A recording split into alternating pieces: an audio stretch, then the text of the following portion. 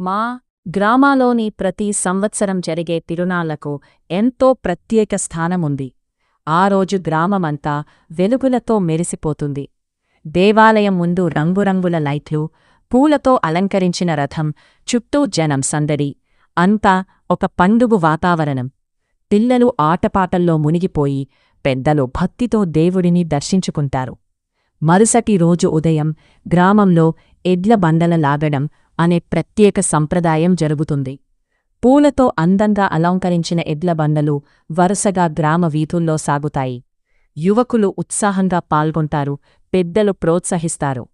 ఆ దృశ్యం చూస్తుంటే గ్రామ జీవితం ఎంత అందంగా ఉందో తెలుస్తుంది. సాయంత్రం తిరిగి తిరునాళ్ల సందడి మొదలవుతుంది. బజార్లలో జనాలు కిటకిటలాడుతుంటారు. మహిళలు గాజులు, నగలు కొనుగోలు చేస్తుంటారు. పిల్లలు బొమ్మలు, రంగురంగుల బెలూన్లు కొంటూ ఆనందపడుతుంటారు. వంటకాల సువాసనలు గాలిలో తేలుతుంటాయి. ఈ మూడు దృశ్యాలు కలిసి ఒక గ్రామ జీవన సౌందర్యాన్ని చెబుతాయి. భక్తి, సంప్రదాయం, ఆనందం కలిసి ఒక మధురమైన జ్ఞాపకమవుతాయి.